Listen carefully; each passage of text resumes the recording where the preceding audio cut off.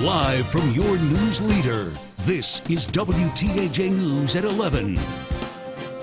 We start tonight with some breaking news out of Huntington County. Our Maggie Smoka is live at the scene where the coroner was called for a reported shooting. Maggie, tell us a little bit about where you are and what you've been able to learn so far.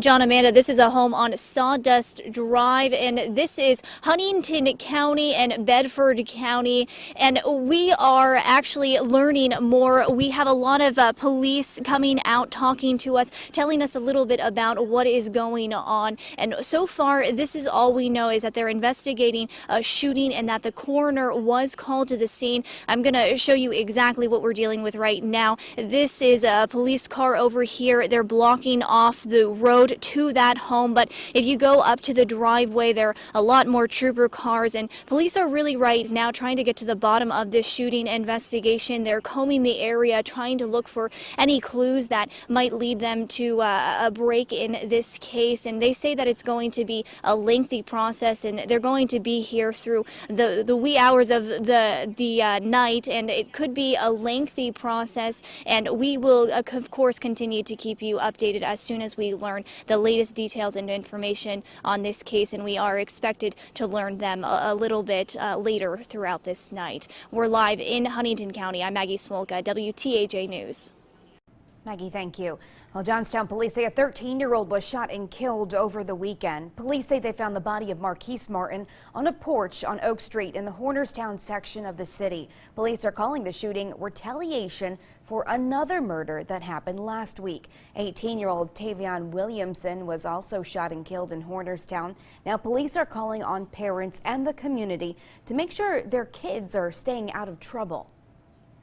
Parents should know what their kids are doing. Parents should be actively engaged with what they're doing. We can't do it all. We all have specific roles.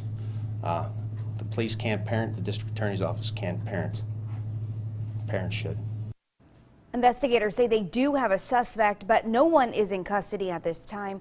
Police say 2 kids were questioned. It's unclear if they'll face any charges. Tomorrow night, a local reverend who was also a former Johnstown police officer is hosting a town hall meeting to talk about the recent violence. It's at 6 p.m. at the Johnstown Middle School on Messenger Street. Anyone is welcome to attend. Students from the Westmont Hilltop School District will return to school tomorrow morning after police discovered there was no credible threat to their district. The officials there say they got some threats and what were perceived to be threats last night and canceled classes today for safety reasons. After interviewing multiple witnesses, police found the threats stemmed from social media posts that wrongfully gave the impression of a real threat.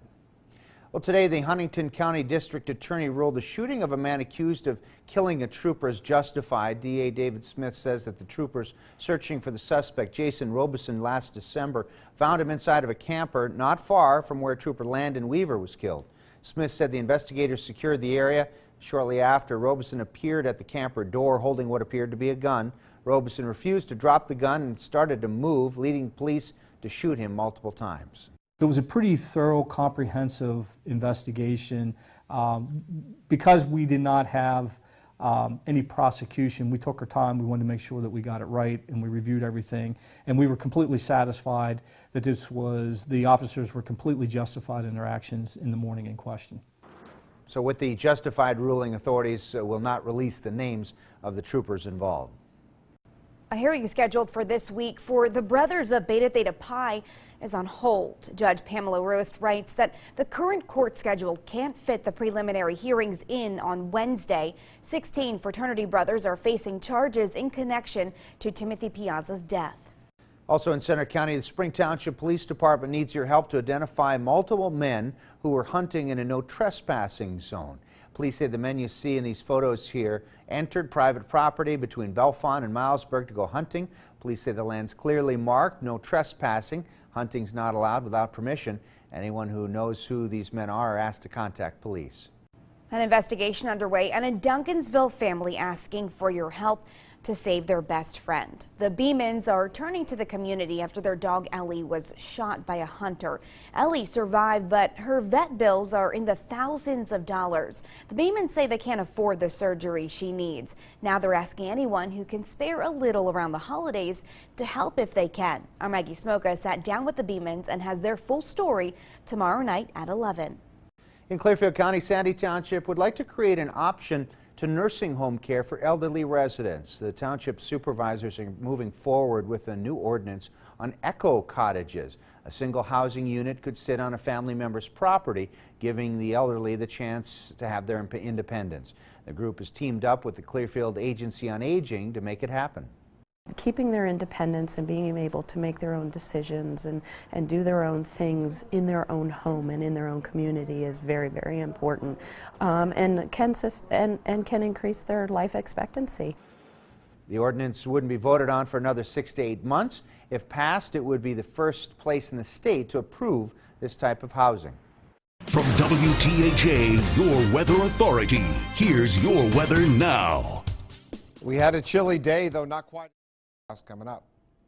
Thank you, Joe. Authorities in New York City are trying to piece together what led an immigrant from Bangladesh to detonate a pipe bomb in New York's busiest subway station at the height of the morning rush. At least 5 people were hurt. The suspect, who was the only one seriously injured, remains hospitalized. Meg Oliver has the latest from the Port Authority bus terminal near Times Square. This grainy transit surveillance video shows the The Ullah family released a statement through a spokesperson saying they're, quote, heartbroken by this attack and outraged by the behavior of law enforcement officials for interrogating members of their family without an attorney. Still ahead, 2 historic eateries, 1 bar, 1 restaurant in our region are soon closing their doors. The last day you